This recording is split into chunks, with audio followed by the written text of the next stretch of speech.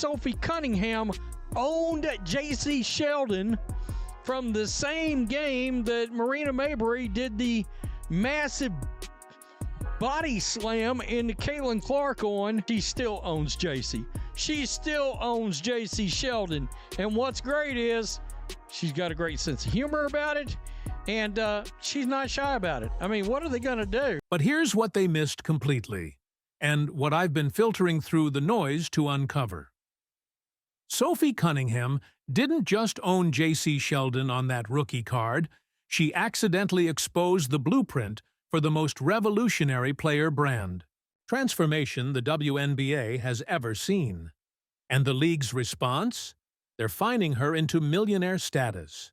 Welcome back to the investigation, narrative analysts. I'm Jax Riley, and if you think Sophie signing property of Sophie Cunningham was just petty basketball drama, you're missing the biggest story in women's sports right now. Because while everyone else was debating enforcer ethics, Sophie was quietly building a media empire that's making the WNBA's traditional star system look completely obsolete. Hit that subscribe button right now, because what I'm about to show you will change how you see every WNBA controversy moving forward.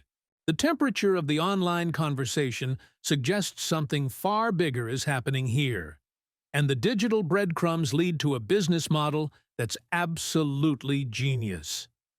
Here's the roadmap for the next 20 minutes. First, I'm connecting the dots between Sophie's strategic finds and her exploding revenue streams. Then, we're diving deep into the corporate partnerships that are treating personality like the new statistics. And finally, I'm revealing the insider intelligence that suggests Sophie's success is quietly rewriting the entire WNBA player economics playbook. But let's start with the facts that everyone else is ignoring. In 2025 alone, Sophie Cunningham has been fined over $2,400 by the WNBA, $400 for the flagrant foul on Sheldon, $500 for a TikTok mocking referees, $1,500 for podcast comments criticizing officiating. Most players would see this as career damage. Sophie turned it into a content strategy. The temperature of the online conversation around each fine tells the real story. Every penalty generates immediate social media rallying cries about league priorities. Fans organize support campaigns. Merchandise purchases spike. And Sophie's following explodes. We're talking about going from under 400,000 TikTok followers to over 1.2 million within days of the Sheldon incident. Sportico estimates this growth could be worth over $1 million in brand value alone. But that's just the beginning of following the digital breadcrumbs. Official sources won't tell you this, but if you follow the corporate partnership patterns, a completely different picture emerges. Sophie's Arby's collaboration isn't just some random fast food endorsement. It represents a fundamental shift in how companies are evaluating athlete partnerships. They're not looking at scoring averages anymore. They're looking at engagement rates, viral moments, and authentic personality connections. One of the biggest stars the WNBA's ever Who's that? had. Her name rhymes with Schmaitland. Kirtland? Yeah. What has that been like, seeing her not only kind of transform a league, but also just be like, No, is that fair to say? not even just the league, but like The women's sport? basketball as a whole around the world. No, I think it's awesome. I think it's so funny because she's like 22, 23 years old and the whole world is watching her. The Arby's partnership went nuclear after Sophie reviewed their food post-anesthesia, generating millions of organic impressions and selling out Hot Girls Eat Arby's merchandise within hours. This isn't traditional sports marketing. This is personality-driven brand building that completely bypasses basketball statistics. And corporate America is taking notes. Here's what the other channels won't tell you about Sophie's media strategy. Her podcast, Show Me Something, with Bravo's West Wilson, isn't just athlete content. It's a crossover bridge between sports audiences and reality TV fandoms that represents completely untapped demographic gold mines. When Sophie drops controversial takes that result in league fines, she's not damaging her brand, she's feeding it. The insider intelligence suggests this is entirely intentional. Sophie revealed on her podcast that when she played for Phoenix Mercury, there were locker room discussions about showing Caitlin Clark what the W really is. But instead of just participating in the targeting, Sophie documented the experience, built her enforcer brand around protecting Clark, and monetized the entire controversy cycle. But here's where the story gets really wild, and what none of the competitor coverage is addressing. What do you guys think? Do you guys think this means anything? Like, obviously, when you get a Sophie Cunningham signed a J.C. Sheldon card, like, I think we should see that more in sport. That passionate defense of Caitlin Clark isn't just teammate loyalty. It's brand positioning genius. Sophie identified the most valuable narrative in women's sports and positioned herself as the indispensable supporting character. Every time someone targets Clark, Sophie's value increases. Every time she responds with controlled controversy, her media empire grows. Now let's talk about the betting market angle that absolutely nobody is covering. According to Polymarket data, over $460,000 was wagered on WNBA disruption incidents in 2025, with coordinated campaigns specifically targeting viral moments around players like Sophie. This suggests organized efforts to amplify controversies, and Sophie's sitting right at the center of this attention economy. The digital signals point to something unprecedented. We're not just watching enforcer basketball. We're witnessing the birth of the first personality-driven business model in women's professional sports that generates more revenue than traditional athletic performance metrics. Third quarter we go. They're trailing by 10. Keep an eye on her and J.C. Sheldon. Clark trying to back her down. Clark is okay. Sheldon, that was Clark, hitting her in the face. Clark is upset about that. Then everybody's upset about that. Marina Mabry comes in. She decks Clark, tempers flaring on both sides. That signing moment represents peak brand warfare. Sophie didn't just humiliate J.C. Sheldon.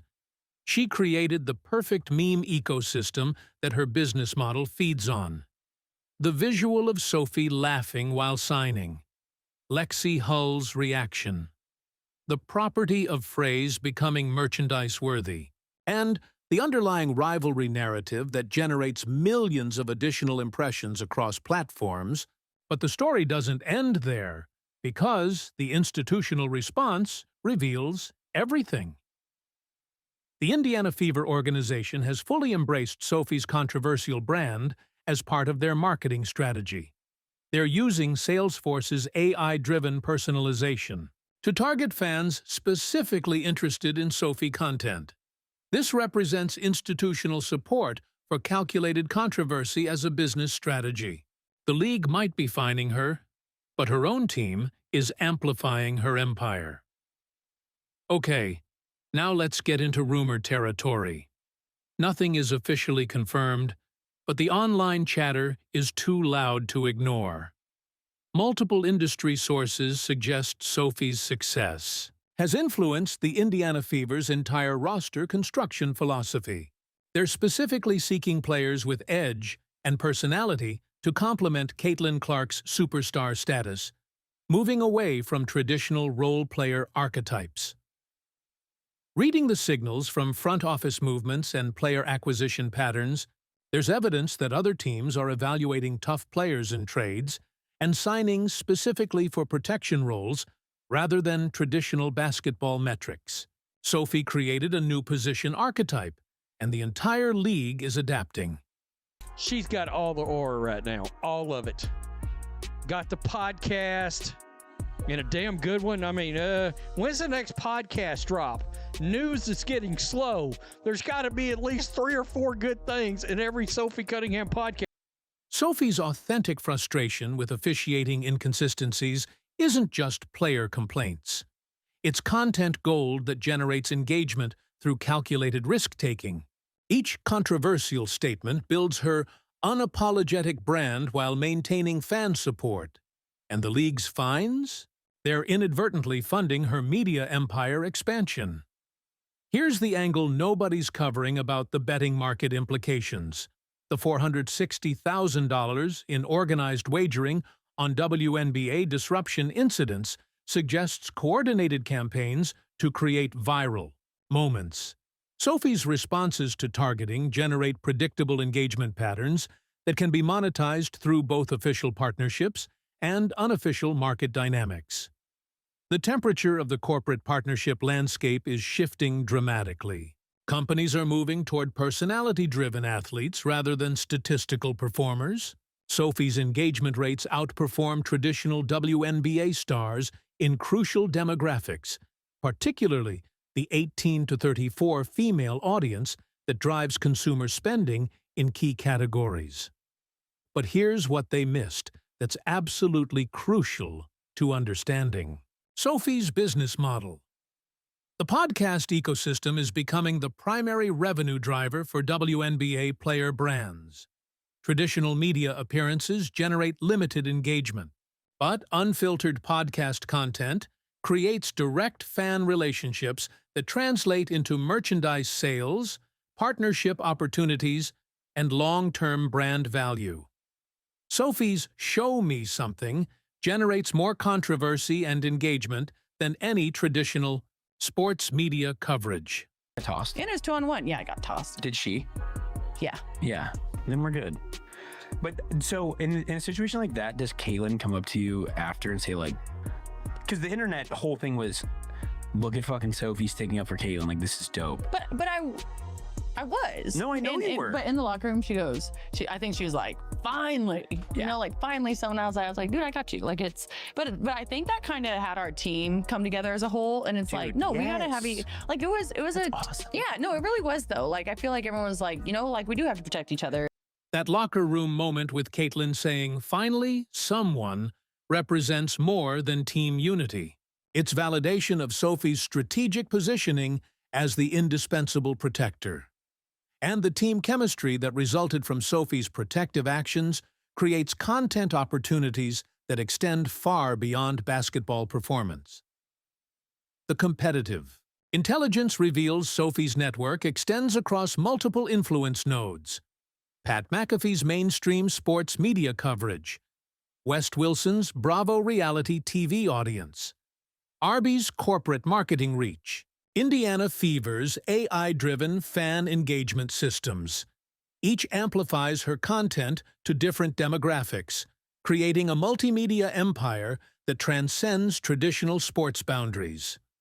I've been filtering through the noise around Sophie's fine strategy, and the signals point to a martyrdom narrative that actually increases fan support. Each penalty generates social media rallying cries about league priorities and player expression. Fans organize support campaigns and merchandise purchases specifically in response to league discipline actions. Official sources won't tell you this, but the enforcer economy is emerging as a legitimate business model in women's basketball. Fans actively reward players who protect stars through merchandise purchases, social media engagement, and attendance patterns. Sophie represents the prototype for this new role archetype that prioritizes personality and protective instincts over traditional basketball statistics.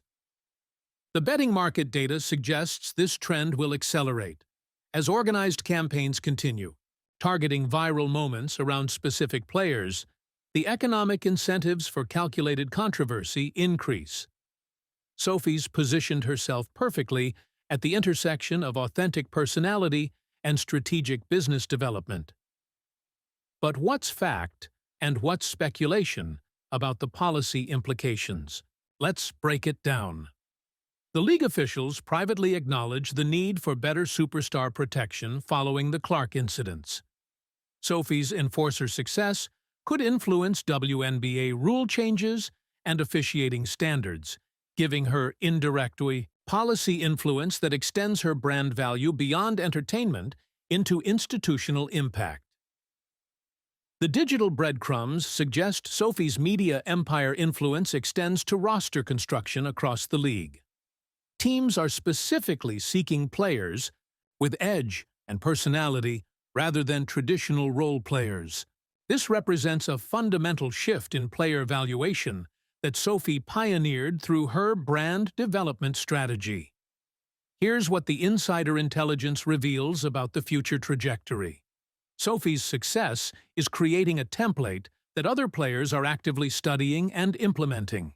The combination of controlled controversy, authentic personality, corporate partnerships, and strategic media development represents a new blueprint for WNBA player brand building. The corporate partnership trends indicate companies are prioritizing engagement rates and viral potential over traditional athletic performance metrics. Sophie's Arby's deal demonstrates that personality-driven athletes can generate more brand value than statistically superior players who lack authentic connection with audiences. Hilarious. It really is. Indiana Fever star takes humorous jab at Caitlin Clark villain. You got to love an Iowa Hawkeyes Wire headline. That's really good. That's J.C. Sheldon. Congratulations. That's all you're known as. The chick that was mean to Caitlin Clark. That's your legacy. I don't know what else to tell you. I mean, you've been traded, and I don't think you're much of a basketball player. Sheldon, who was selected number 5 overall in the 2024 WNBA draft by the Dallas Wings, following 5 seasons at Ohio State, has quickly established herself a very negative opinion for both Hawkeye and Fever fans after her June 17th flagrant one on Clark and her eventually uncalled for knee to the right groin area during the July 15 clash in Boston as a member of the Connecticut Sun. By the way, can you stay with the team? You got selected by Dallas. You're already on your 3rd squad in 18 months. The fan engagement patterns around Sophie's content consistently outperform traditional basketball highlights.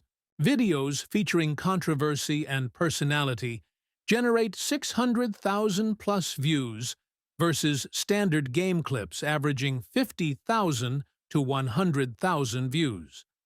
The Black Belt Barbie hashtag has become a viral identifier that transcends sports into lifestyle branding. The non-temperature of the narrative convergence suggests Sophie's business model represents the future of women's professional sports economics. Players who can generate authentic engagement through personality-driven content will increasingly outperform traditional athletic metrics in terms of revenue generation and brand value. Connecting the dots between fines, corporate partnerships, betting markets, and policy influence reveals Sophie's accidental genius. She identified the most valuable narrative in women's sports, positioned herself as indispensable, and monetized every aspect of the controversy cycle while building institutional support for her brand. The digital signals point to continued acceleration of this trend. As the WNBA continues prioritizing growth and mainstream attention, players like Sophie, who can generate organic engagement through authentic personality, will become increasingly valuable to teams, leagues, and corporate partners. But that brings us to the inevitable question: is Sophie's media empire threatening traditional WNBA star economics? The evidence suggests yes. When personality-driven players can generate more engagement, revenue, and brand value than statistical performers, it fundamentally changes how teams evaluate talent and how companies select partnership opportunities. Sophie's success validates personality over performance in crucial business metrics. The competitive landscape analysis reveals Sophie's influence extends beyond individual success into systemic change. Other teams are adapting their roster strategies. Corporate partners are shifting evaluation criteria. The league is adjusting policy discussions, and fans are actively rewarding personality-driven content over traditional sports performance. So, what's the verdict on Sophie Cunningham's media empire strategy?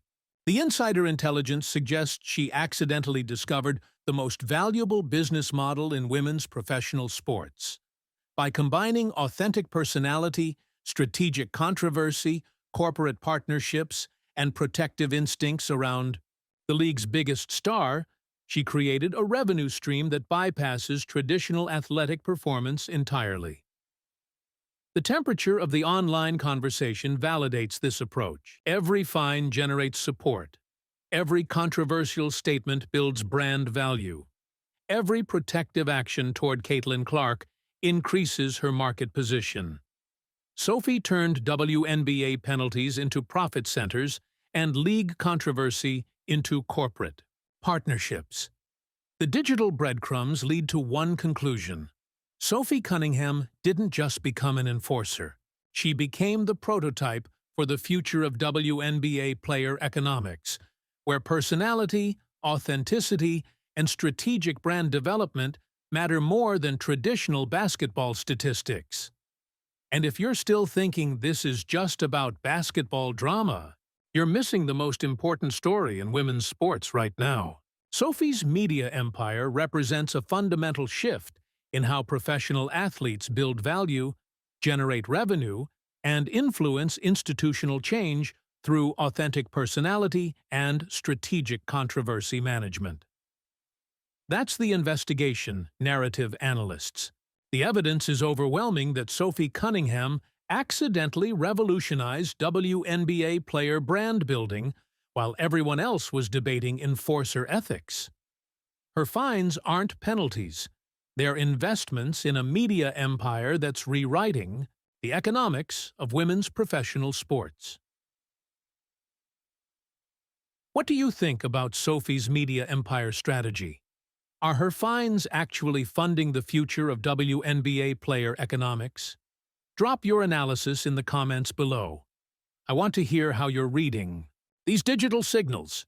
If this investigation opened your eyes to the business reality behind WNBA controversies, smash that like button and subscribe for more deep dives into the stories behind the stories. And if you're ready to connect more dots about how personality-driven economics are changing women's sports, click that video on the screen. We're going deeper into the corporate partnership revolution that's making traditional athletic metrics obsolete. See you in the next investigation.